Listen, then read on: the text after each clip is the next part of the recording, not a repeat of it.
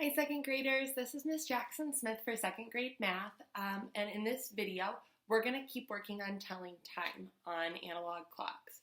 So before you start this video, you're going to want to make sure that you have a pencil or something to write with and a piece of paper.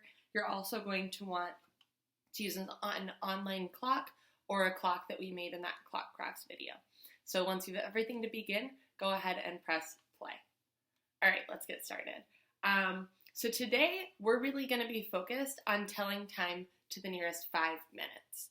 And so the big thing that we want to remember in this when we're telling time is that the hands on the clock only move one direction, and it's called clockwise.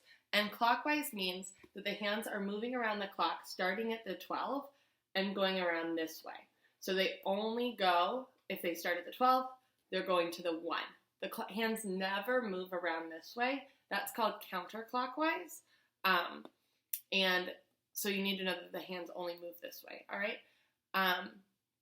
So when I look at a clock and I want to tell this time, the first thing that I do, and this time I just want you to watch me, the first thing I do is I find out the minutes. When I find out the minutes, I have to look at the longest hand, and then I start at the 12, and I skip count by 5s to get the minutes. So watch me do it. I'm starting up at the 12, and I'm going to go all the way down to this long hand. Ready? Here I go. 0, 5, 10, 15, 20, 25. So my minutes is 25. I'm going to go ahead and write that. When I've looked at your guys' work this week, you guys are doing such a nice job of making sure that you're counting the minutes and skip counting by 5s. But the mistake I'm seeing some people make is this next step. So look really closely and see how I figure it out. My next step after I do the minutes is to figure out the hours. And when I figure out the hours, I have to look at the shorthand. So let's look really closely at this shorthand.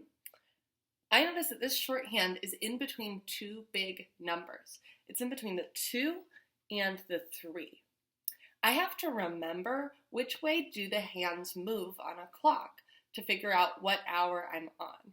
So if it's in between the 2 and the 3, and I know that we're moving clockwise, so this direction, I have to remember what number did it not get to yet. Because if it didn't get to that number yet, that's not the hour it is. So it did not, it's moving this direction, which means it passed the 2, but it hasn't passed the 3 yet. So I could almost think about like crossing off that 3 because I know that it's not the 3 yet.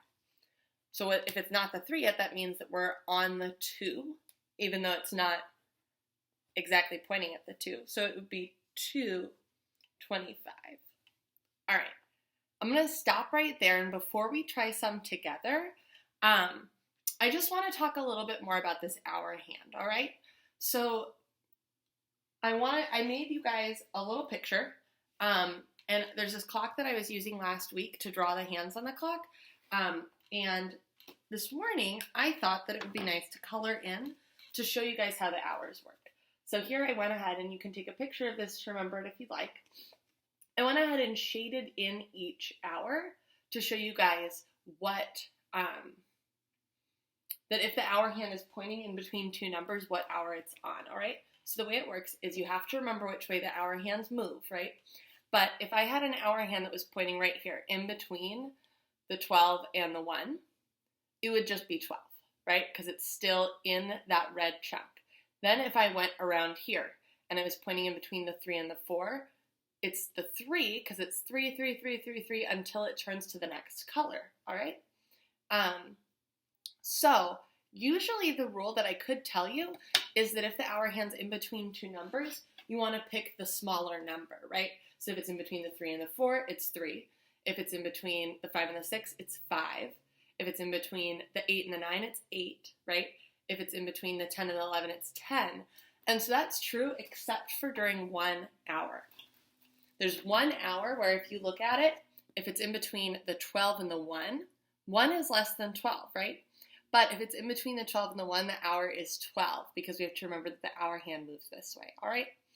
So that's enough about the hour hand. I just wanted to make sure I clarified that with you. I hope that this picture is helpful and you can kind of imagine it whenever we're looking at other clocks. All right, I have a couple of times that I want your help finding out the hours and the minutes for.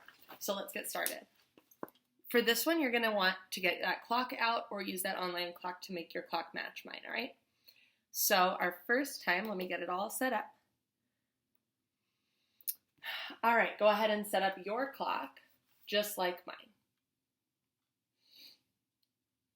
All right, I'm going to assume you're ready to get started. Your first step is I want you to go ahead and write down the minutes. All right, check it with me. We're starting up at the 12 for the minutes, and then we're going all the way to the minute hand. So 0, 5, 10, 15, 20, 25, 30, 35, 40, 45. So our minutes are 45. Now let's do that hour hand. The hour hand is in between the 3 and the 4. I wonder what rule did we just talk about for remembering the 3 and the 4. I'm going to go ahead and look back at my colorful clock. And in between the 3 and the 4, so it's pointing this way. That tells me that it's still 3. It's not 4 yet. So I always go with the littler number. All right, so that's 3:45. Let's get to another one.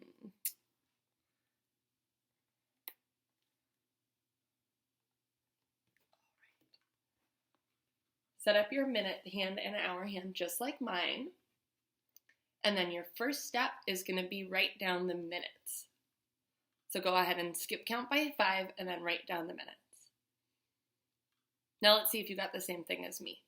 I started up at 12. I got 5, 10, 15, 20, 25, 30, 35, 40, 45, 50. The minutes are 50. That's right. That skip counting is pretty easy. But let's look at that hour hand. It's in between two numbers. What two numbers is it in between? If you said 1 and 2, you're right. It's in between 1 and 2. It looks so close to the 2, right? It's almost pointing there, but if you kind of stretch out that hour hand, it's not quite at the 2 yet. So I wonder what hour are we going to write down here? Are we going to write 1 or are we going to write 2? Don't get tricked by this one. This is the trickiest kind of thing, is when it's really close to a number, we want to think that it's that number. But it's not 2 o'clock until it crosses the 2. It hasn't crossed the 2 yet. It's still on 1. So we're writing down 1. All right, we've got time for a couple more. I'm going to make them tricky. Let's see. All right, go ahead and set up your hour hand just like mine and your minute hand just like mine. And go ahead now and write down those minutes. Skip count by 5 and find the minutes.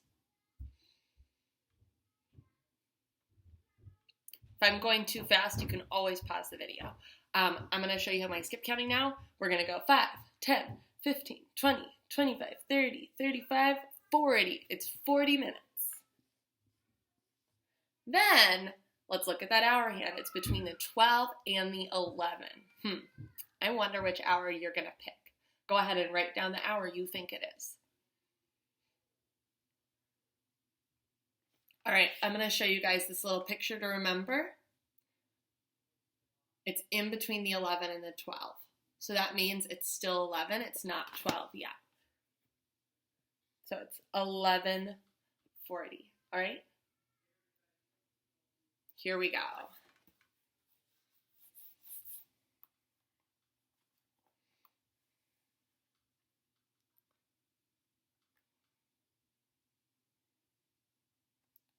All right, this one's kind of tricky. Go ahead and set up your clock just like mine. All right, for the minute hand, I'm looking at that long hand, right? The minute hand is, we start up at the 12 and count by 5s. We just needed to count once. It's just 5 minutes. So I'm going to write 0, 5, right? And then that hour hand is pointing in between the 12 and the 1. We could kind of pretend that minute hand isn't there. It's in between the 12 and the 1. I wonder what number are we going to go with? I want you to pick and write it down. So the correct hour on here is 12 because it's just past the 12. It's not at the 1 yet, right? All right. I hope that this video helped you kind of think about the hour hand a little bit differently, and that this is going to help you with your practice on Google Classroom. Please have your parent or your family reach out to your teacher, reach out to me if you have any questions at all working on your online work on Google Classroom. But at this point, you should go ahead and go over to Google Classroom and try the math work for Monday. There's going to be some addition and subtraction practice in there too, so don't forget to sing your addition and subtraction songs.